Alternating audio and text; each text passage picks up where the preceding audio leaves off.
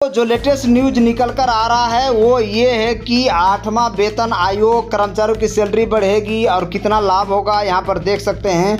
8वें वेतन आयोग को लेकर सरकार बहुत जल्द कर सकती है ऐलान। जी हाँ दोस्तों, अंदरूनी बात आपको बता दें कि टर्म ऑफ रेफरेंस की बातें चल रही है। जी हाँ दोस्तों, यहाँ पर देख सकते हैं कि 8वें वेतन आयोग के गठन के लेकर बहुत जल्द ऐलान कर सकती है सरकार। जी हाँ दोस्तों, संदर्भ शर्त पर यानी टर्म ऑफ रेफरेंस प्रक्रिया चल रहा है और बताया जा रहा है कि ये जो मिलने वाला है फिटमेंट फैक्टर 1.90 से लेकर 1.95 के बीच में मिल सकता है। जी हाँ दोस्तों, यहाँ पर देख सकते हैं कर्मचारियों के वेतन में अच्छी बढ़ोतरी देखने को मिल सकती है और ये हिंदुस्तान पेपर में छपा था और पूरी तरह से यहाँ पर देख सकते हैं कि जनवरी में सरकार ने आयोग का गठन किया था और अध्यक्ष पद और सदस्यों की नियुक्ति का प्रक्रिया फिलहाल चल रहा है, लेकिन अभी फाइनल नहीं हुआ है। चेयरमैन कौन बनेंगे, बहुत जल्द इसका अनाउंसमेंट होने वाला है।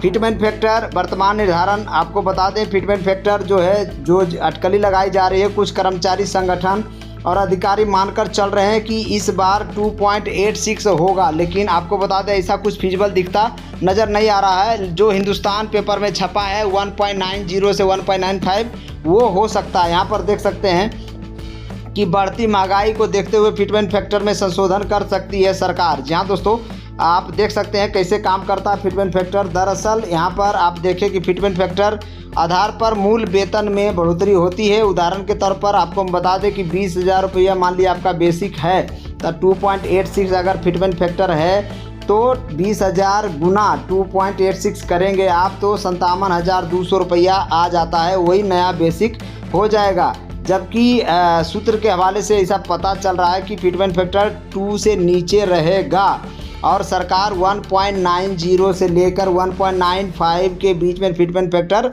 रख सकती है। कई अर्थशास्त्री से भी हमारी बातचीत होती रहती है बीच बीच में, उनका मानना है कि फिटमेंट फैक्टर जो है 1.86 से लेकर जी हाँ दोस्तों 2.16 के बीच में ही होगा।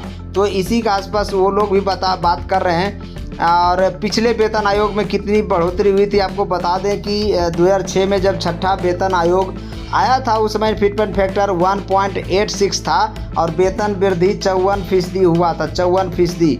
तो ये ज़रूरी नहीं है कि फिटमेंट फैक्टर ज़्यादा रहेगा तो वेतन भी ज़्यादा बढ़ेगा। यहाँ पर देख सकते हैं 7वां वेतन आयोग 2016 में आया था, फिटमेंट फैक्टर 2.57 था, लेकिन वेतन वृद्धि मात्र 14.2% हुआ था। जबकि छठा वेतन आयोग में आप देख लीजिए फिटमेंट फैक्टर 1.86 है और वेतन वृद्धि मात्र 54% यानी अब तक के जितना भी वेतन आयोग लगा है सबसे ज़्यादा अगर किसी भी वेतन आयोग में वेतन बढ़ा है वो छठा वेतन आयोग 54% वेतन बढ़ा था। जबकि 7वां वेतन आयोग में 2.57 फिटमेंट फैक्टर होते हुए भी मात्र 14.2% ही वेतन बढ़ा था।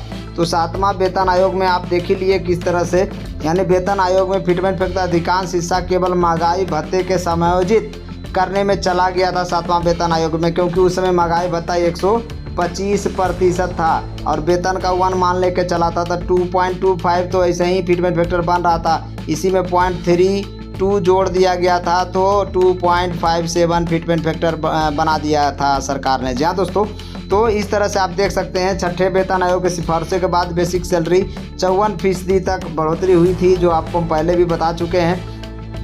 तो लागू होने में लग सकता समय यहाँ पर ये भी निकल कर आ रहा है कि जनवरी में 8वें वेतन आयोग का गठन का ऐलान किया है, लेकिन अभी तक गठन नहीं हो पाया है। 4 से 5 महीने बीतने वाले हैं। संभव है कि 2027 तक 8वें वेतन आयोग सिफारिश लागू होने से पहले रिपोर्ट तैयार करना पड़ता है और उस रिपोर्ट तैयार करने में कंप्यूटर ऑपरेटर बहुत सारे सहायक स्टाफ की जरूरत पड़ती है, जिसमें 35 स्टाफ का एक सर्कुलर निकला था 8वां वेतन आयोग की तरफ से। और अभी चेयरमैन पद का अनाउंसमेंट नहीं हुआ, यानी एक तरह से कमेटी तैयार होगा, वो रिपोर्ट तैयार करेगा, उसके बाद सरकार के सक्षम सिफारिशें भेजेगा, सरकार उसको मान लेती है तभी जाके सिफारिशें लागू होगा।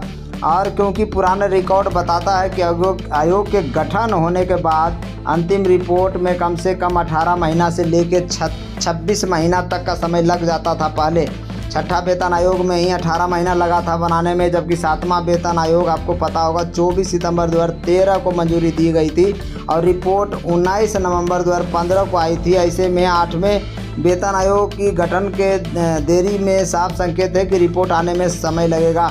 और 7वां वेतन आयोग को लागू होने में 1 जनवरी 2016 से लागू हुआ था। 2016 से लागू हुआ था, 1 जनवरी 2016 से लागू हुआ था, जबकि जून जुलाई तक चला गया था। 6-7 महीने का एरियर के रूप में पैसा मिला था। लेटर ऑफ रेफरेंस क्या है आपको पता ही होगा कि एक तरह के अनुशंसा पत्र हैं जिनके जरिए संदर्भ शर्त तय की जाती है। आयोग को गठन के अनुशंसा पत्र जारी करता है। अभी वेतन आयोग के गठन को लेकर अनुशंसा पत्र जारी भी नहीं हुआ है, यानी कि लेट होने की संभावना बनी हुई है। और यही अभी कुछ न्यूज़ में चल रहा है दोस्तों, इसीलिए आपको बताना ज़रूरी था कि 8वें वेतन आयोग से रिलेटेड क्या चल रहा है। सरकार के अंदर काफ़ी चीज़ें हलचल तेज़ी से बढ़ रही है और उम्मीद करते हैं कि इस साल 1 जनवरी 2026 से 8वां वेतन आयोग लागू हो जाए, क्योंकि आपको बता दें देश भर के तमाम सरकारी कर्मचारी में काफ़ी नाराज़गी देखने को मिल रहा है, क्योंकि 8वां वेतन आयोग का गठन का मंजूरी तो मिल गया है, लेकिन अभी तक चेयरमैन पद का अनाउंसमेंट नहीं हुआ है। संदर्भ शर्त जो होता टर्म ऑफ प्रेफरेंस तो मांगा गया था, फाइनल ड्राफ्ट तैयार अभी नहीं किया गया है, तो बहुत सी चीज़ें आनी बाकी है, तो समय लगेगा। अब देखते हैं कितना समय लगता। बाकी मेरे चैनल को लाइक करें, शेयर करें, सब्सक्राइब करें। जय हिंद।